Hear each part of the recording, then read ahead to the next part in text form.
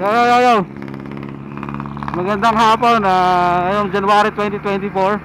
So bakit kaya yung itong exclusive motorcycle lane ng Commonwealth walang gano'n, no? Yung barrier, concrete barrier na may plant box, ayun, no? Bakit kaya wala dito nun? Exclusive naman to. Yung EDSA busway mayroong concrete barrier, di ba? Pero yung exclusive motorcycle lane ng Commonwealth wala. Bakit kaya gano'n, no? Exclusive naman to. Exclusive bike lane naman yon. Yung sa EDSA yung sa EDSA exclusive bus lane. Bakit yung exclusive motorcycle lane wala? Bakit kaya, no? Wow!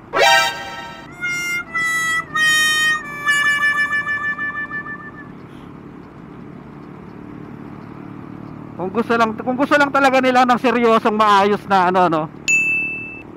Kung seryoso lang naman talaga sila, yung hindi naman ano lang, may naumpisahan lang. Lagyan din nila ng barrier dito. Kung lalagyan nila ng barrier dito hanggang Doña Carmen, simula Quezon City Circle hanggang Doña Carmen, pati doon sa kabila, walang mga lumalabas na, yan, katulad doon, walang mga motor na nasa labas, lahat nandito yan, di ba?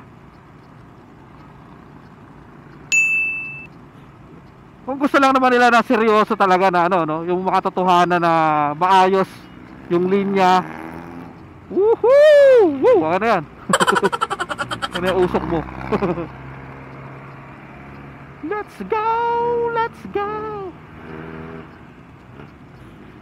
So, kung may barrier din sana dito, katulad nung bike lane na gano'n, no? Oh, sinargo. Sinargo yung barrier. Puta, puro ano na dito, oh. Concrete barrier, no? Dapat ganyan lahat para wala talagang dadaan na. Kabila, pati doon sa kabila, walang mga papasok dito na mga ganito, no? Walang lalabas na mga motorsiklo. Hindi sila problema. Makikita talaga nila na maayos yung daloy ng trapiko ng mga motor. Walang sisingit-singit talaga sa mga gitna-gitna, di ba? Yan ang makatotohanan na seryoso at saka stricto na pagpapatupad. Ganoon ang stricto. Ayun, wala kang makakita na motorsiklo na nasa labas. Siyempre, lalagyan mo lang naman ng may hindi ka naman lalagyan na part ng EDSA motorcycle lane. Katulad ng mga malapit sa mga U-turn slot, palabas ng Commonwealth, di ba? Mapunta ng Batasan, siyempre yun na hindi mo nalalagyan. Pero yung mga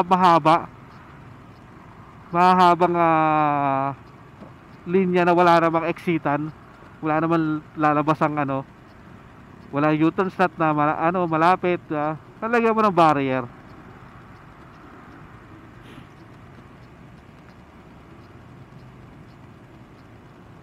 Kung seryoso lang naman talaga sila, no? Kasi parang itong exclusive motorcycle lane na to, wala lang, lagay lang, umpisahan lang. At least may masabi lang na may nailagay silang exclusive motorcycle lane. Exclusive motorcycle lane. Pero hindi naman exclusive na totoong exclusive.